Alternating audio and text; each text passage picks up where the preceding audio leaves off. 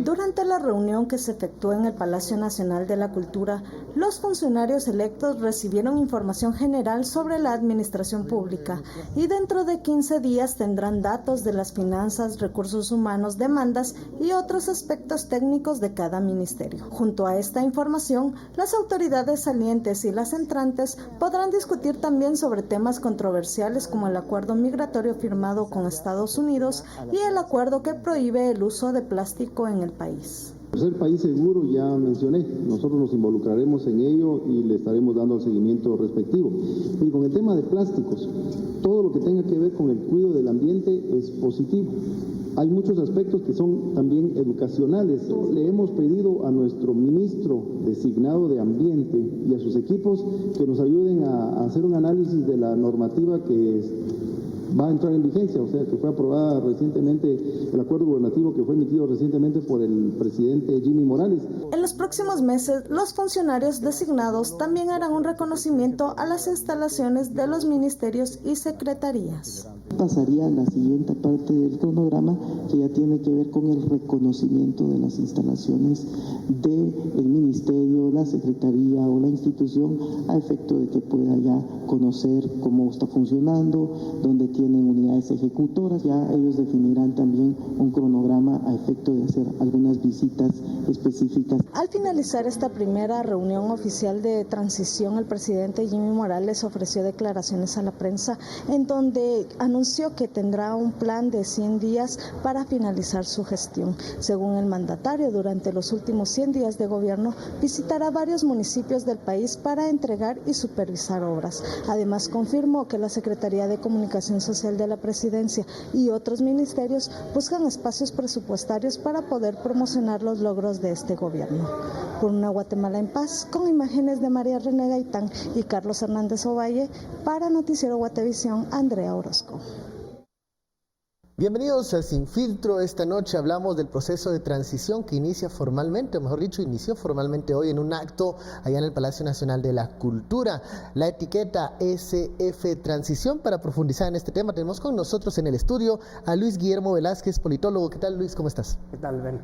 Y también nos acompaña nuestro analista Estuardo Zapeta. ¿Qué tal, Estuardo? Buenas noches. Comencemos con una primera pregunta. ¿Qué son los procesos de transición o qué deberían de enmarcar los procesos de transición de una administración a otra? ¿Va más allá de un acto protocolario? ¿Qué es lo que tienen que intercambiar? ¿Qué información valiosa es la que tiene que dejar una administración para que la otra funcione de manera correcta? Luis.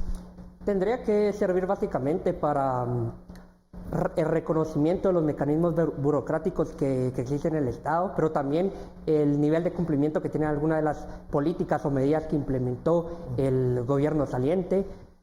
También para hacer un diagnóstico de cómo están las finanzas públicas, cuáles son sus principales aliados, digamos, todo el panorama general del funcionamiento del aparato burocrático del Estado. Y también, por supuesto, para hacer algunas demarcaciones, no solo discursivas, sino políticas, de dónde puede el nuevo gobierno diferenciarse o continuar ciertas políticas del gobierno saliente. Estuardo, ¿qué tanto se está cumpliendo eso? ¿Qué tanto se cumplía eso en los procesos de transición de otras administraciones? ¿Que ha cambiado por lo menos en la temporalidad, en los plazos? Bueno, en realidad casi no había transición, porque era muy rápido. Era una cuestión que llegábamos a elecciones a noviembre, ¿acordate? Y segunda vuelta. Segunda vuelta y pasaba Navidad y de una vez toma de posesión y adentro. Creo que aquí, aparte de lo que se da formalmente, hay una acción que es la acción informal, que es la verdadera acción. Y es todos los factores y todas las personas que de alguna manera están recolectando información, se llama inteligencia, ¿verdad? Desde el momento que se anunció que, desde los resultados de la segunda vuelta, que sería la noche del anuncio de los resultados, era para empezar a ver cómo están en comunicaciones, cómo estamos en finanzas, cómo estamos en educación, cómo estamos en salud, cómo estamos en agricultura, cómo estamos, y así, por el estilo. En realidad, la lógica siempre, y esto se estila generalmente en el mundo, es hacer gabinete sombra. Digamos que el presidente electo junta a un gabinete no decide todavía quiénes van a ser los electos para ministro de esto, viceministro de lo otro, director de algún programa, temas, digamos. pero ya hay encargados de temas, si se va por temas o se va por objetivos. Este realmente es un trabajo más por objetivos. Y con eso trabajan específicamente en uno, pero hay un ente que es el que coordina todo eso. Digamos, no sé, es el secretario general el que coordinaría. En nuestro caso, muchas veces es el vicepresidente quien coordina. En inglés a ese se le llama el chief of staff, ¿verdad? El jefe del staff, para poder entonces tener qué coordinación. Porque cada tema no va solo. Digamos, el de salud va concatenado con el de agricultura, y el de agricultura va concatenado con el de educación, y el de educación va concatenado con el de comunicaciones. Y entonces, el Estado en realidad debería ser conceptualizado como una unidad, y decir una unidad no es redundancia, es la forma de decir, es un ente que entre más unido esté y entre más sus objetivos estén claros y sus metas estén claras, más lógica tendrá la visión y la misión que tenga. Todo esto bajo el liderazgo de quien fue electo. El líder debe tener entonces aquí una visión y establecer la misión, debe tener una visión, y a través de eso establecer una misión con M. La B y la M son importantes y los otros se ejecutan. En la ejecución se hace un plan, y en los planes básicamente se ponen los tiempos, los encargados, los costos, era la evaluación de lo que se hizo y lo que se podría hacer y cómo se va a medir. Esos 5 elementos son importantes, hay muchos más elementos, por supuesto, ¿verdad? Ahora, pero Luis mencionaba también un elemento al inicio que son estos procesos burocráticos. ¿Por qué muchas administraciones pueden caer en la trampa que si no conocen estos pasos, estos procesos burocráticos, mucho de lo que quieren implementar no se va a llegar a buen puerto? Aquí vemos una debilidad casi estructural, que es la ley de servicio civil. Desde el servicio civil también se van formando todo el andamiaje institucional de cómo se prestan los servicios, quiénes están a cargo de prestarlos, que aquellos que los prestan, qué garantías sociales tienen, qué garantías laborales de crecimiento tienen dentro de las instituciones. Y va concatenado. Una institución tiene grandes posibilidades de fracasar si no existen garantías, si no existen certezas para los trabajadores, para los servidores públicos. Entonces, esperamos, o es la gran agenda legislativa y gubernamental que deberían de estar impulsando los actores políticos, destinados precisamente a poder generar las garantías necesarias, donde los servidores públicos van creando mejores mecanismos de prestar los servicios. Y esto básicamente es porque cuando un servidor público es bien remunerado, sabe que tiene estabilidad laboral, pues también presta el servicio de una mejor manera y también piensa e innova las formas en las que se van generalizando todas estas relaciones entre instituciones y ministerios para poder llevar a cabo las políticas, los planes y poder también ejecutar el presupuesto, que ese es otro gran tema de discusión. Cómo el presupuesto se ensancha con los procesos burocráticos. La burocratización per se no es mala. El problema es cuando cae en ineficiencia, cuando no logra trasladar a los ciudadanos pues de forma satisfactoria cada uno de los papeles, cada uno de los servicios que otorga el Estado. Luis menciona algo que hoy hicieron referencia a los funcionarios designados por el presidente electo Alejandro Yamatei, y es en readecuar el presupuesto, pero algo que hemos visto año con año es una propuesta presupuestaria que va en incremento. Pareciera que el Estado crece y crece y crece y de manera 90,000 este año. Desordenada, no se sabe, no se justifica muchas veces ese crecimiento de la propuesta de un presupuesto de ingresos y egresos cada vez mayor. ¿Qué está sucediendo y qué podemos esperar de esta readecuación del equipo de Alejandro Yamatei? Mira, yo aquí regresaría a un punto que yo creo que ya se le aconsejó al equipo de Alejandro Yamatei y al presidente electo Alejandro Yamatei, y es que más de cómo readecuar el presupuesto, más que ver qué va a disponer, porque todo eso se hace en papeles, 1, y 2, el presupuesto 2020 todavía no está, pero ni discutido en el Congreso. Entonces, ahí estamos hablando sobre presupuestos. Pero lo que más tiene que ver no es tanto cuánto se va a gastar o sino cuánto va a entrar. Entonces, eso es realmente lo que tiene que ver. Un presupuesto, la mayoría de gente ve, digamos, hacen un presupuesto irreal, ¿verdad? Yo podría hacer un presupuesto de 100,000 quetzales para mi casa, pero mis ingresos son 7,000, 8,000 quetzales. Entonces, puedo con los 100,000 juego y sueño y todo eso. Pero mi realidad son esos 7,000 quetzales. Pero nos engañamos al creer que solo es un problema técnico.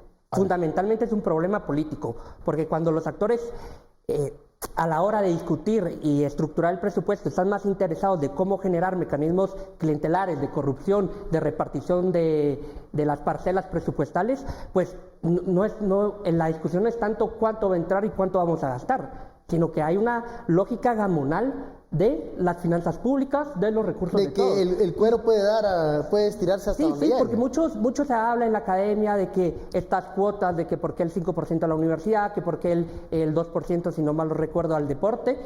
Está bien tener esta discusión técnica, pero cuando arreglemos el problema político, porque el problema político es el interés de desfalcar las instituciones públicas. O sea, hay que retomar ¿de dónde venimos? Y venimos de una crisis política de 2015 que nos evidenció que el Estado estaba capturado. Y el Estado no se recuperó en estos 3 años. Vamos a seguir batallando frente a problemas que más que técnicos son problemas políticos, de cómo ciertos grupos de poder intentan quedarse o dividirse los jugosos ingresos del Estado, las jugosas cuotas de poder que tienen en las decisiones políticas. El presupuesto será entonces, con esta readecuación o los que veamos los próximos años, otro cheque en blanco para poder quedar bien con varios sectores. Sí, mira, el presupuesto básicamente es una expresión política, digámoslo de esa manera. El presupuesto es una expresión política de objetivos que se tengan, ¿verdad? Pero esa expresión política sí tiene que enfrentar la realidad de cuánto va a ingresar. ¿Será en el caso guatemalteco una expresión politiquera? Con el nivel de corrupción que tenemos, sí. Claro.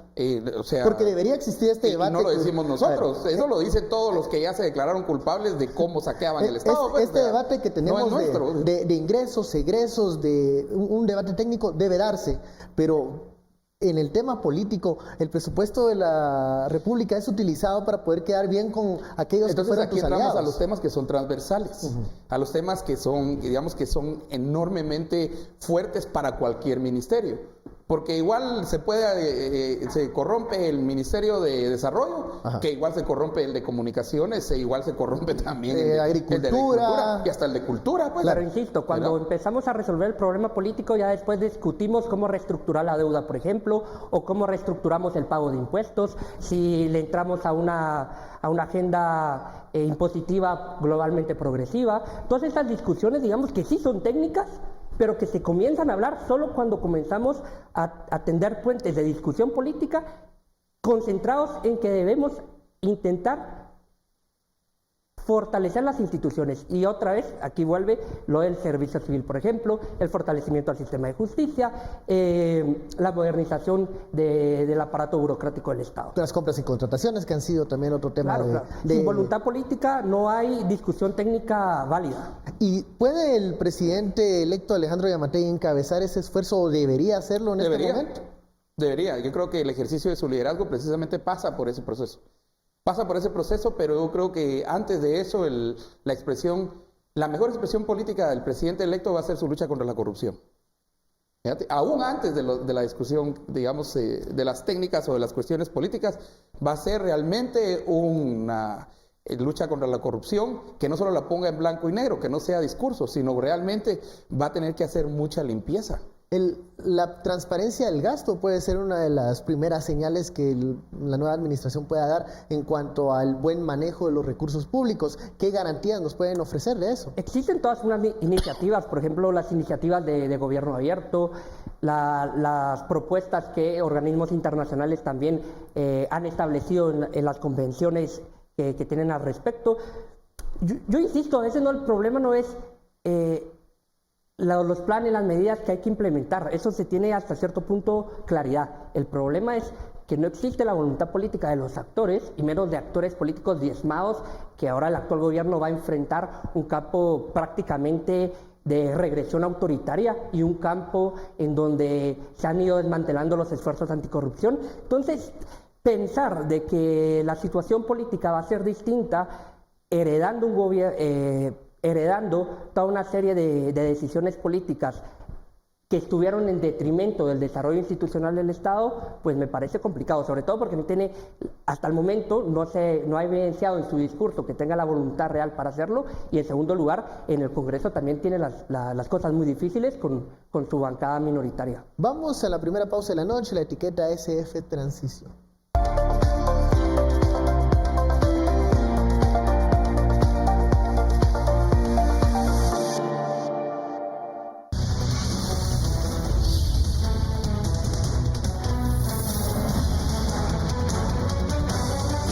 Regresamos a Sin Filtro, la etiqueta de la noche SF Transición. En el primer bloque hablábamos de, estos procesos de transición que en algunos momentos se pueden ver como algún acto protocolario, otras veces como la oportunidad de hacer un recambio ordenado, de continuar algunas políticas públicas y poder también diferenciarse en otras.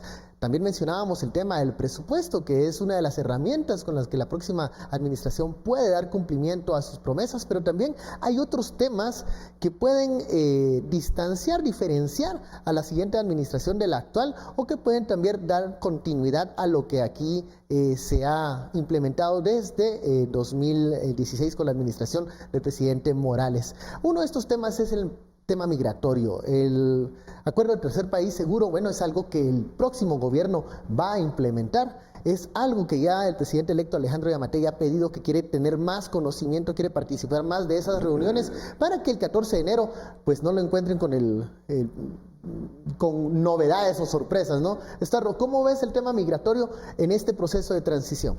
Mira, el problema migratorio, el fenómeno migratorio va a seguir igual. Uh-huh. E igual me refiero a que va a seguir en ascenso. Es curioso, ¿verdad? Más gente, dada la situación económica en Guatemala, quiere migrar hacia Estados Unidos, de alguna manera. También conocen de noticias de progresos económicos, de mejoras económicas de la economía estadounidense. Uno. Y dos, México es aquí fundamental para precisamente ese paso de los guatemaltecos. Creo que al migrante no le importa quién es el presidente realmente. Uh-huh. Lo que sí le importa es cuál va a ser la decisión que va a tomar. Y yo creo que la decisión de tercer país seguro es bien polarizante, porque unos apelando a decisión propia, soberanía, y dicen no se firma nada, ¿verdad? Y otros apelando a todos los castigos que vendrían de no firmar tercer país seguro, dicen firme, ¿verdad?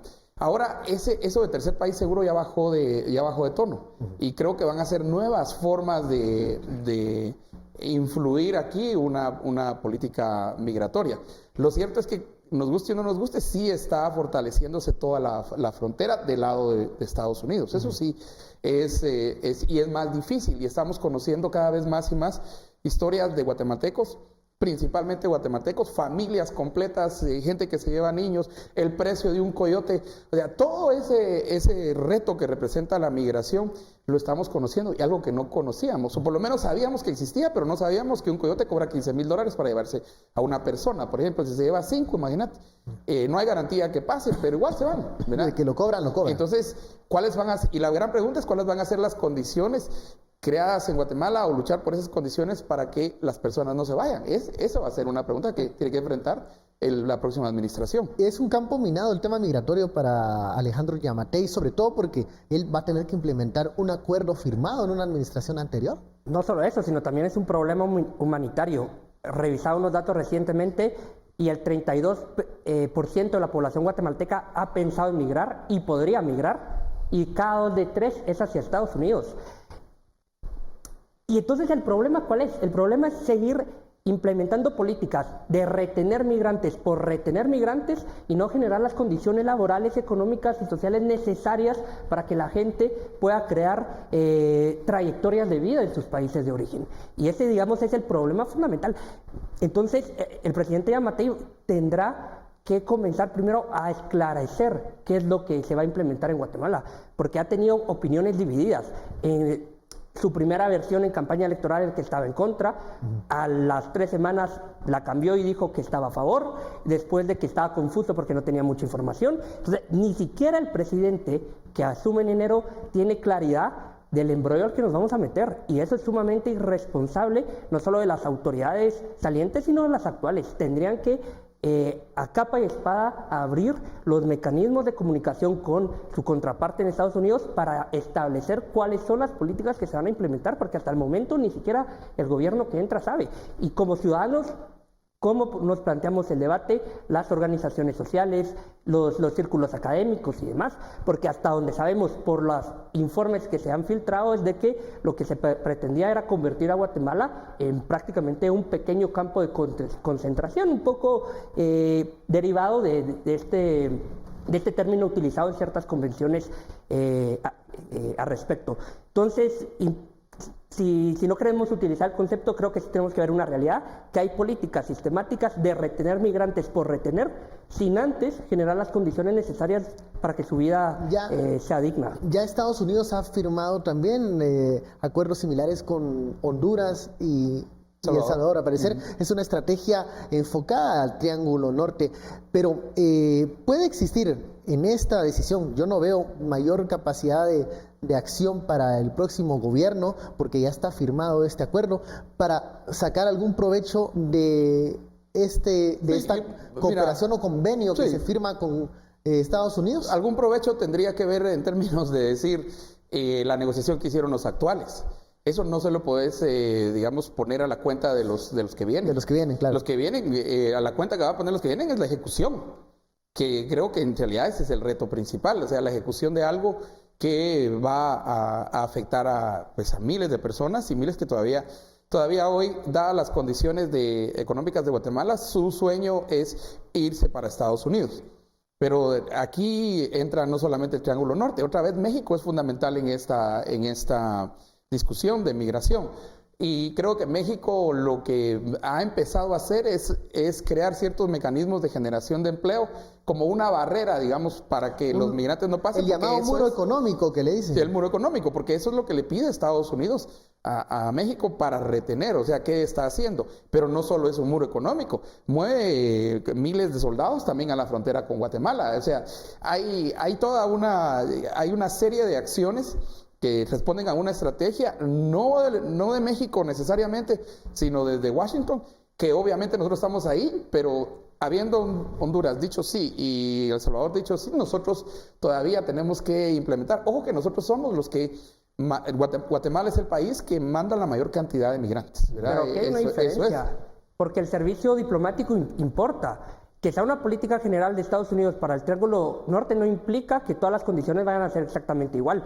Vemos de que la relación de negociación política y diplomática de El Salvador con Estados Unidos es mucho mejor que la de Guatemala con Estados Unidos. Y eso te genera otras condiciones, otras políticas en concreto que te pueden o concentrar migrantes o desplegarlos en función de cómo se dé la situación migratoria. O sea, están jugando mejor sus cartas, ¿estás diciéndolo? Sí, digamos, México cuando le quisieron poner el acuerdo de tercer país seguro, pues el presidente entrante, que era AMLO, dijo muy claramente que ellos no iban a permitir esa transgresión y reconfiguraron la negociación. Nosotros no estamos viendo lo mismo de nuestro gobierno, prácticamente es utilizar el acuerdo de tercer país seguro, así como quiso utilizar el traslado de la embajada de Israel a Jerusalén como un mecanismo para procurarse impunidad, y eso es algo que le va a funcionar 6, 8 meses y después no. Entonces el gobierno saliente todavía tiene que pensar en clave de país. Cuesta mucho creerlo, pero bueno. Y la ejecución del entrante. Sobre todo porque eso es el dinero bien complicado. De dónde va a venir, cómo se va a ejecutar. Estados Unidos ha dado cierta información de cuál va a ser este tipo de ayuda. Pero también Estados Unidos no ha dado toda la información, ni la va a dar. Y creo que está esperando, el momento de la temporalidad va a ser enero. Sí. Ahora, y la relación del gobierno entrante con el gobierno saliente y con Estados Unidos cambió derivado de esas giras de Washington, y eso es algo de lo que no existe tanta información y que es importante para hacer análisis político. Lo que se puede anticipar es, por ejemplo, cuando ayer veíamos una conferencia del presidente electo en donde hablaba de que quiere hacer un cambio en la política exterior. Ha viajado a Estados Unidos, también ha tenido unas giras en México, El Salvador y Centroamérica, en donde anticiparía, algún tipo de, como menciona Luis, tal vez una nueva forma de llevar la política exterior guatemalteca. Sí, y ahí sí, la política exterior, bueno, es una política que tienen que escribir, pero al mismo tiempo también va a depender mucho de quiénes sean los actores de la política nuestra.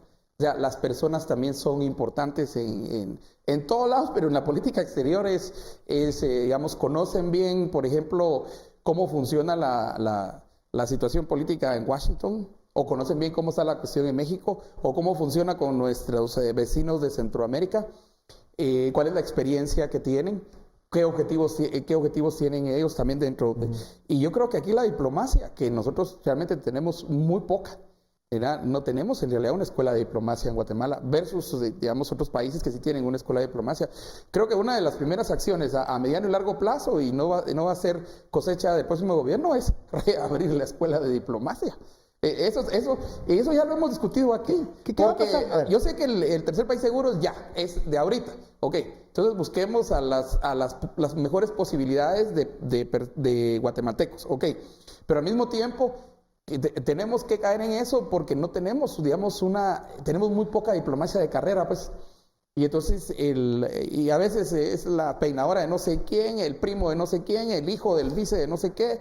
Entonces, eso no es diplomacia, eso son fantasías. Pero sí hay actores que han hecho diplomacia que no son considerados por diferencias ideológicas, y que si alguien quiere pensar en términos de Estado, en términos de país, pues tiene que dejar eso de lado, porque hay pocas, pero existen, y que te pueden configurar todos estos mecanismos de carrera diplomática, de restablecer las negociaciones con distintos países, pensar también con qué nuevos países se puede negociar, tantas cosas que el multipolarismo te está incentivando a hacer, y que nos estamos quedando rezagados, no solo respecto a América Latina, sino con la propia Centroamérica, y eso ya es decir mucho.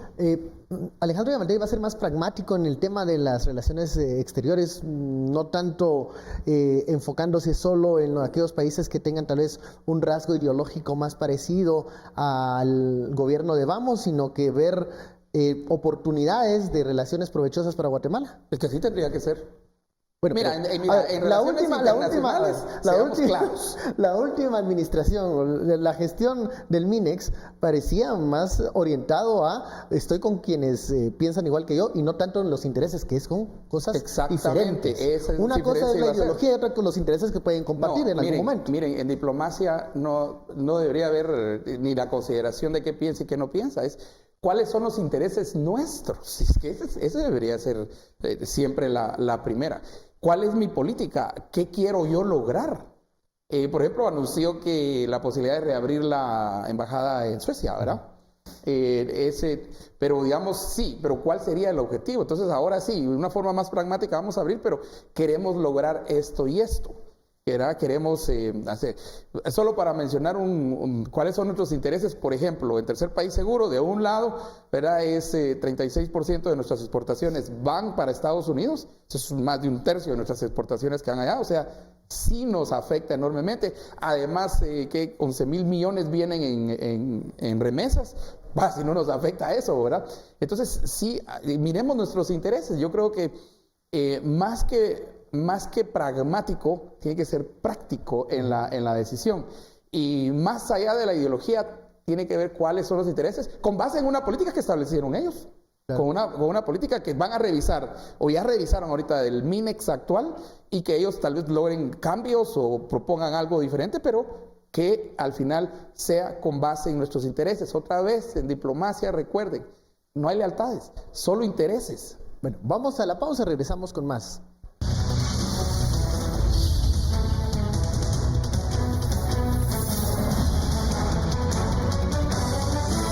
Regresamos a Sin Filtro, la etiqueta de la noche, SF Transición. Estamos hablando de este proceso que inició formalmente hoy en el Palacio Nacional de la Cultura, este traslado de información entre la administración saliente y la administración entrante. Otro de los temas que el presidente electo Alejandro Yamatei adelantó que va a revisar, que van a ver qué logros se tienen y qué cosas se pueden mejorar, es en el tema de, atacar, combatir la corrupción, la impunidad. Desde la burocracia, desde el organismo ejecutivo, desde el Estado, ¿qué mecanismos puede implementar el gobierno entrante para llevar adelante una lucha contra la corrupción? El panorama es desolador, principalmente porque la salida de la CICIG fue de forma brutal. ¿Sí? No se respetaron pues, los mecanismos adecuados para poder profundizar su legado en el país. Y es desolador también porque insisten de nuevo en estas comisiones centralizadas, que desde el gobierno se intenta combatir la corrupción con cuerpos colegiados, cuando el tiro debería de ser fortalecer a la FESI, fortalecer el Ministerio Público, que no dependan de las lealtades políticas de la fiscal general, la impartición de la justicia, por ejemplo. Eso me parece que es más importante que estar inventándose comisiones centralizadas donde se quiere monopolizar la lucha contra la corrupción en un sentido estrictamente gubernamental. Donde él podría luchar contra la corrupción es en los mecanismos de fiscalización a los ministerios, a las unidades, a las secretarías, donde realmente se cometen o prácticas de soborno o prácticas de desfalco y que digamos no hay ninguna sola propuesta al respecto. Pareciera que quieren continuar en la labor de la CICIG desde una comisión siempre centralizada, donde son los actores de gobierno los que deciden a quiénes se investiga, a quiénes no, y eso es sumamente peligroso. Para eso, mejor seguir generando las iniciativas para generar que la Fiscalía contra la Corrupción, la Fiscalía Especial contra la Impunidad y otras unidades del Ministerio Público se concatenen y se puedan continuar el trabajo que han venido desempeñando desde los últimos 10 años muy bien y que este último año ha estado en riesgo precisamente porque hay una política de la fiscal general donde prefiere adoptar una persecución a las personas que estaban anteriormente en el Ministerio Público. Hoy escuchamos la declaración de una fiscal donde dice que Consuelo Porras enfáticamente le exigió que procesara o que avanzara en el caso contra Telmaldana.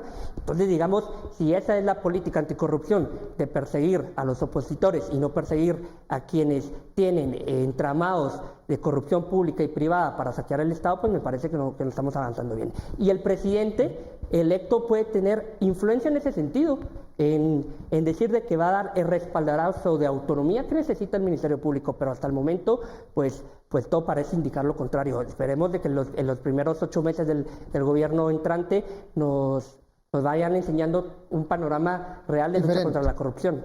¿Qué va a pasar con estas intenciones que tiene el presidente electo Giammattei, la creación de esta comisión contra la impunidad, Comisión Nacional, le ha hablado él?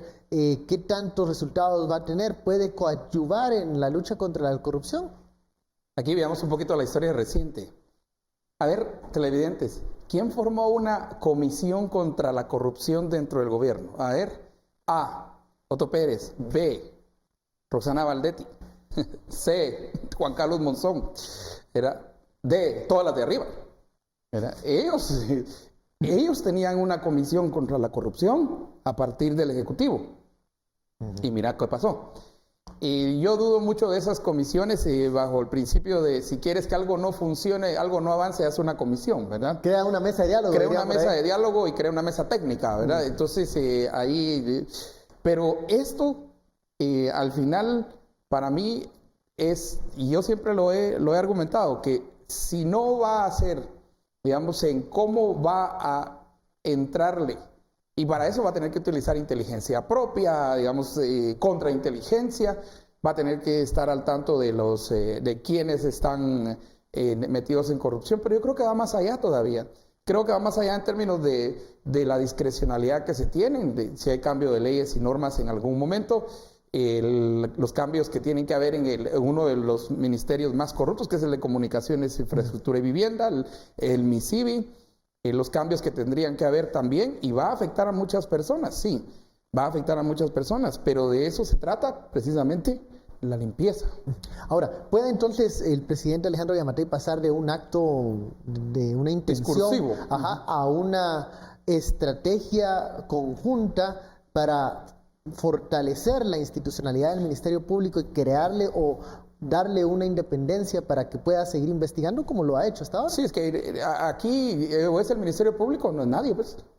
Y el argumento ha sido que a partir de la salida de la CICIG, el Ministerio Público se quedó debilitado. Yo no comparto esa idea, al contrario, yo creo que esta es una oportunidad para fortalecer. Y aquí la nueva administración tiene una oportunidad para, en una cooperación y coordinación y colaboración, laborar juntos, eso significa colaborar, ¿verdad? Se establezca, porque a todos nos sirve eso. Ajá. Separados los dos, entonces van a pasar los ministerios a ver, como decía Juan Carlos Monzón, ¿verdad? Que llegaban a puntos en los que había tanto dinero, lo tiraban así como Rico MacPato, ¿verdad? Porque era tanto el dinero que se bañaban en dinero a eso, y el MP va a andar por otro lado. No debemos permitir eso, al contrario. Lo que tenemos que buscar, luchar y forzar y seguir insistiendo es ese trabajo, que la acción que se lleve aquí sea al final ejecutada por el Ministerio Público, que tiene el monopolio de la investigación, Claro, al final, ¿verdad? La primera gran decisión que va a tomar Yamatei es si se va a unir a la venganza política que está haciendo todos esos diputados que instalan comisiones ilegales para investigar en lo actuado por la CICIG, o lo que ha venido haciendo algunos actores gubernamentales, o si va efectivamente a colaborar para que el Ministerio Público siga fortaleciendo sus capacidades. A ver, luego de las declaraciones de ayer, ¿lo ves más interesado en seguir ese discurso o en dejarlo? Todavía no sé si este cambio discursivo es para diferenciarse del presidente Morales, debido principalmente a las grandes sospechas de que es una continuidad o un gobierno 2.0 de Jimmy Morales, al punto en el que dice que lleva mucha de su gente y que en algún momento se rumoró incluso de que ministro del gobierno de Morales iba a ser parte del gabinete del gobierno entrante, o si efectivamente es un cambio discursivo porque ha entendido que las políticas del gobierno actual solo nos llevan a un camino donde se refortalece la corrupción, donde hay una restauración de ciertas prácticas de captura del Estado, lo que lleva o cuyo fin último es la depredación, la regresión autoritaria de nuestras instituciones públicas, de nuestra vida en sociedad. Ahora, Luis, esa intención o esa distancia que quiera tal vez poner el mandatario electo de la administración anterior o de la clase política que ha estado en esas polémicas, en esos escándalos, puede llegar a un muro que se llama Congreso de la República, en donde ustedes lo mencionaban, habrá una bancada oficial muy pequeña, y buscará el partido oficial algún tipo de alianza y puede entonces ahí buscar a estos actores políticos. Ahí tiene otra gran decisión, vamos, como partido político, si se va a unir a la agenda regresiva de estas medidas de regresión en reformas, en regresión en lo avanzado en la lucha contra la corrupción, de programas sociales, etcétera, o si va a unirse a una agenda reformista, donde existen los votos para poderse impulsar. La otra opción, que es la opción que va en detrimento del bien común, pues no tiene muchos apoyos parlamentarios. Sin embargo, creo que son decisiones políticas que va a tomar Yamatei, que prácticamente incumben a toda la población. ¿Qué opinas? Espérate, 52 votos de la UNE y los de Mario Estrada. Si llega la UNE completa. Si llega la UNE completa, pero fíjate que aunque se divida, puede ser que llegue UNE A y UNE B. Pero digamos... Y eso sí está un poquito, ahí sus operadores, precisamente en la transición es donde tiene que empezar a jugar a sus operadores políticos. Ojalá que los operadores políticos, y lo digo era con mucho sentido de prevención, no vayan a hacer una rosquita como la que se formó el bendito Jimmy Morales, ¿verdad? Una rosquita de exmilitares que cada uno tenía más clavos que el otro y al final no llegaron a ningún lado. No, el otro tiene que tener no rosca, sino una serie de asesores para ver cómo va a actuar, sabiendo que necesita el Congreso. Es que, no es posible que un presidente pues, se vaya a la libre y diga, voy a hacer y voy a desconocer. Jimmy lo intentó, ¿verdad? No quiero a los diputados, que no sé qué. Y empezó a llegar el primer tránsfuga, ¿verdad? Giordano, ¿verdad? Ese no lo quiero. Y todos se rieron de él, ¿verdad? Porque al final, cada voto en el Congreso, en la política real, en el realpolitik, cuenta. Pero entonces ahí vamos a ver esas decisiones del presidente el presidente y su partido, pues. O sea, ahí ¿Qué tan casados están realmente? Sí. Y yo conociendo ya un poquito más de quiénes van de diputados de Vamos... No sé si alegrarme del grupo de Mario Estrada, de alegrarme de la UNE, porque aquellos vienen corregidos y aumentados. Entonces, eso no sé si le hace bien o van a ser mejores negociadores dentro del Congreso, ¿verdad? Eso no lo sabemos. Pero que necesita el Congreso, necesita el Congreso. Y su primer gran examen para ver cómo está en el Congreso va a ser el presupuesto 2020. Va con la gran marca continuidad de pacto de corruptos. Depende de Alejandro Yamatei, depende de sus diputados cómo quieren ser recordados en la historia política de este país. Pero necesitan los diputados. Esa es la realidad. Sí. Sean muy malos, pero los necesitan, si no, no avanza. O puede pasar lo que estábamos hablando ayer en la noche, en el último bloque, que es esta crisis institucional que está viviendo Perú, en donde vemos un organismo ejecutivo enfrentado con el legislativo. Sí, aparecieron con 2 presidentes hoy, no sé, a veces se me ocurre pensar que el presidente Yamatei, si no encuentra estos apoyos parlamentarios para una agenda de país o reformista o de cambio, pueda en algún momento hacer lo que pensamos que iba a hacer el presidente Morales en aquella oportunidad, enfrentarse con la clase política vieja. Generalmente cuando hablamos de la situación política nacional, hablamos excesivamente en clave Guatemala, y ese es un error. Tenemos que ver cómo está la región, cómo están los países circundantes, porque generalmente se repiten procesos políticos. Nicaragua, Honduras, en una gran regresión autoritaria. El Salvador intentó recuperar un poco de estabilidad política derivado de la victoria de Bukele, y Costa Rica, pues digamos que tiene una normalización democrática estable. Pero ¿qué hagamos nosotros? No puede ser pensado solo en clave de Guatemala. Estamos frente a 2 panoramas regionales. O retrocedemos y reafirmamos la captura del Estado, o avanzamos en una agenda reformista que implique la modernización, el fortalecimiento y el avance real en una agenda que no solo piense en reformas legales, sino también piense en hacer de los servicios públicos servicios accesibles y de calidad, porque son las que mejoran las condiciones de vida de la gente. Estamos ante una encrucijada que el gobierno de Morales nos complicó, porque estamos tendiendo decididamente hacia la regresión autoritaria. Va a depender de los actores políticos nuevos, porque hay nuevos actores políticos, no solo en el Congreso, sino también en el gobierno, que decidan cuál es el rumbo que finalmente va a tomar el país. Y también la alerta a la ciudadanía, porque no estamos jugando un gobierno, si decidimos tener un gobierno como el de Pérez Molina o el de Álvaro Colom, sino realmente nos estamos jugando el destino político de volver a ser países como en los 80s o ser países que entren por fin al siglo XXI. Bueno, vamos a una pausa, volvemos luego del corte con más de este tema.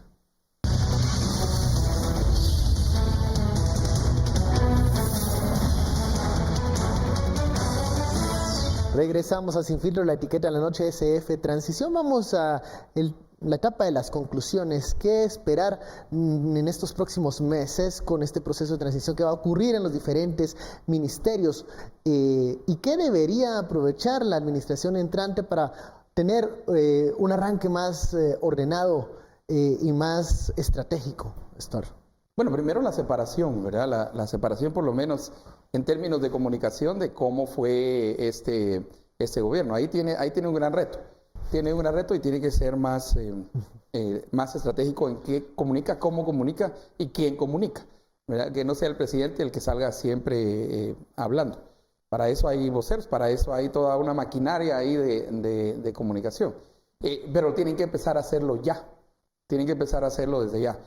Segundo, lo que expliqué acerca de un gobierno sombra, un gobierno que va actuando en paralelo al gobierno que está ahorita, pero que ese gobierno, digamos, sombra, va jalando información fundamental, estratégica, para poder entonces tenerlo en una mesa general donde todos se unen y establecer, ¿verdad? Ver qué sirve, qué funciona, qué no funciona, ver que se va adelante.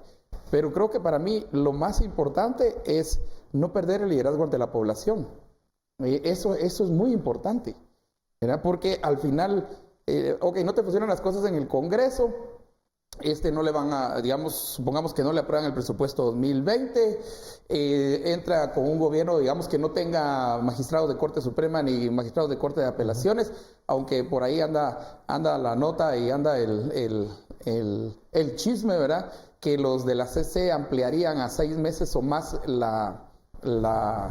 el mandato de estos magistrados, lo cual choca con varios artículos, pero sobre todo uno de la Constitución, donde dice que son 5 años. Entonces entra en una situación más complicada todavía de lo que entró el gobierno de Jimmy.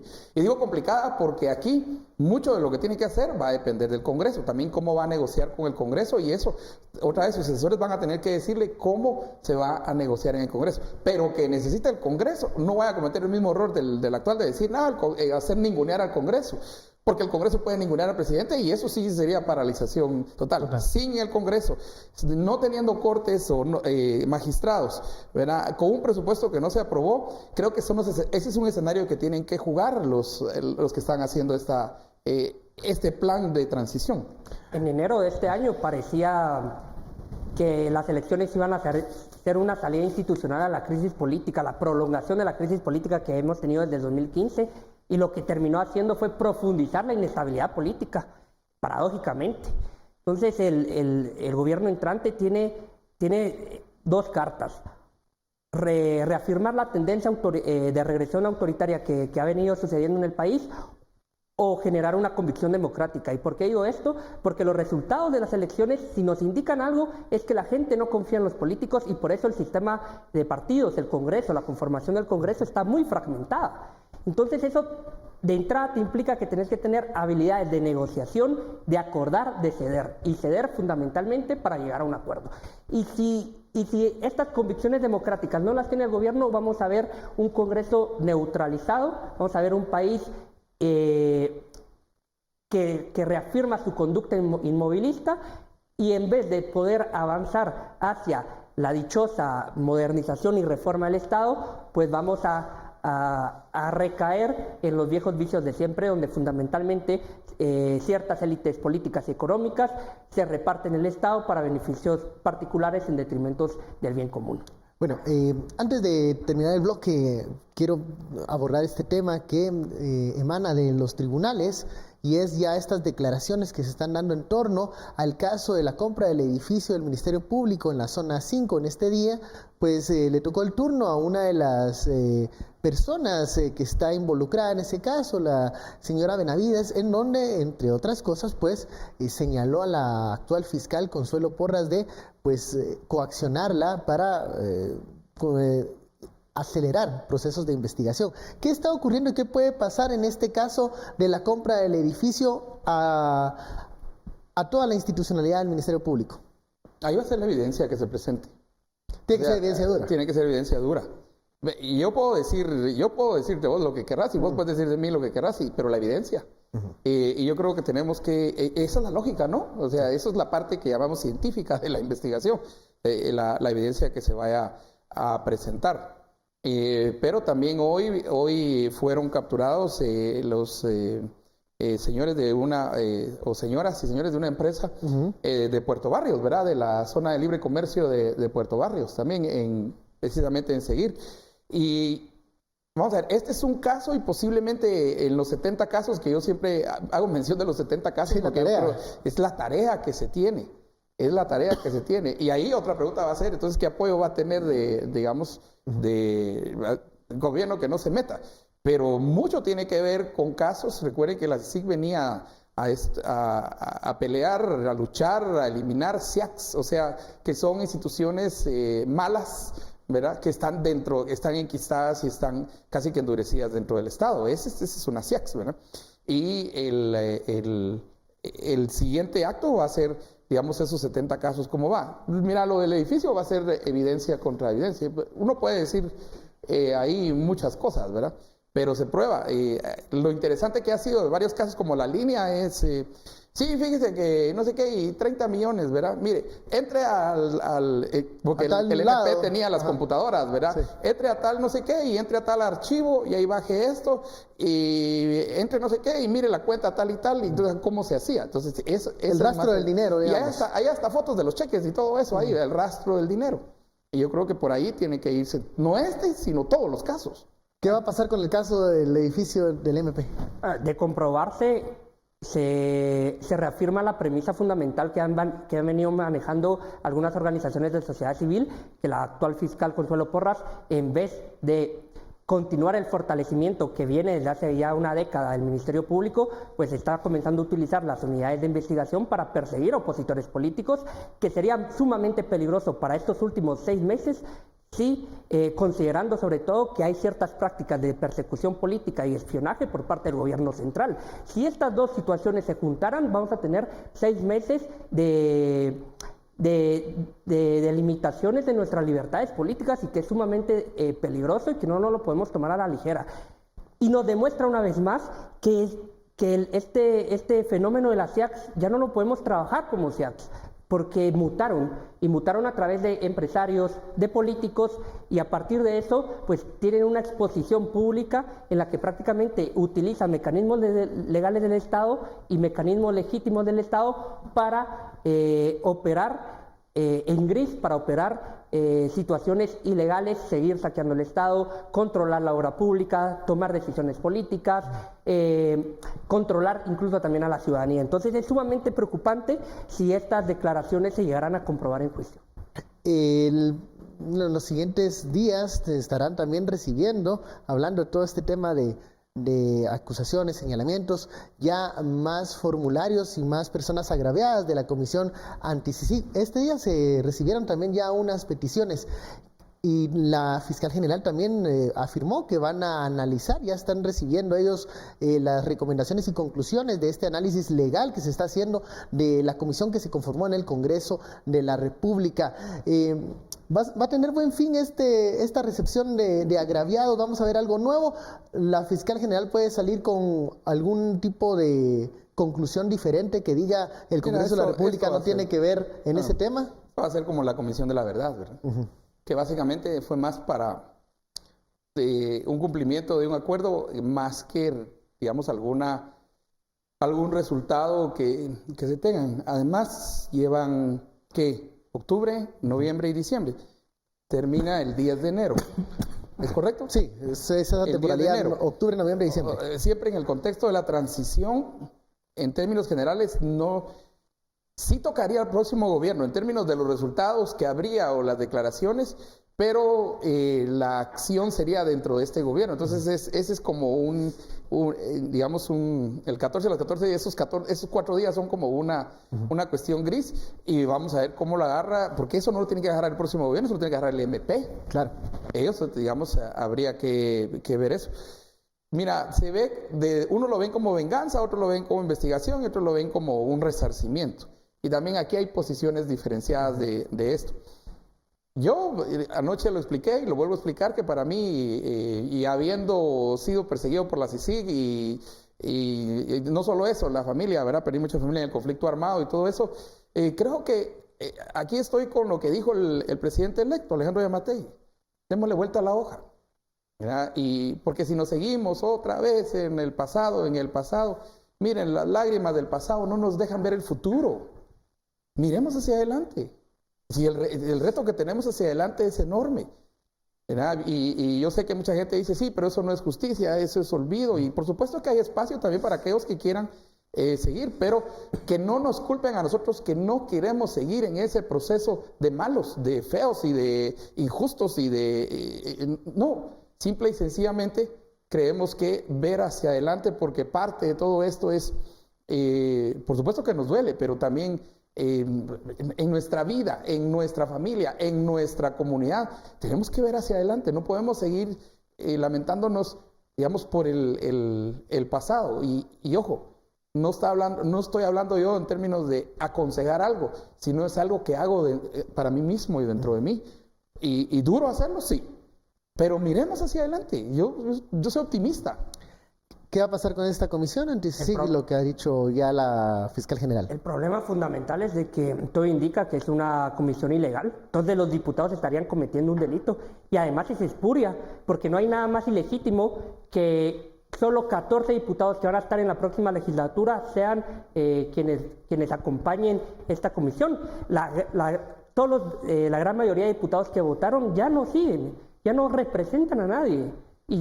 Y menos representan a nadie derivado de todo lo que ha sucedido en el último año, donde se han dedicado a legislar en contra, legislar en retroceder, en legislar de opacar, de procurar impunidad, en vez de legislar por el bien común. Me parece que si superamos incluso la discusión de la legalidad, que hay un problema incluso político otra vez, como diputados que ya no tienen legitimidad alguna son los que encabezan una comisión de este tipo que determina el discurso público y el discurso oficial. O sea, el Estado guatemalteco no puede decir si sí obró de esta o de esta forma en función de lo que dicen solo 17 diputados que van a tener una nueva legislatura. Es sumamente preocupante. En otros países del mundo se hubiesen apartado por la salud incluso institucional. Y ahí es donde nos damos cuenta que les interesan sus intereses personales, que se dedican a velar por ellos y no por las narrativas oficiales de nuestro país, que son igual de importantes. Lo que cuenta el Estado es lo que le cuenta después a sus niños en las escuelas, en las aulas. Bueno, hemos llegado al final de este programa y del análisis del proceso de transición y de todos los tópicos que aborda y que va a tocar la siguiente administración gubernamental. Muchísimas gracias, Estuardo. Luis, a usted muchas gracias por su sintonía y preferencia. Esto fue Sin Filtro.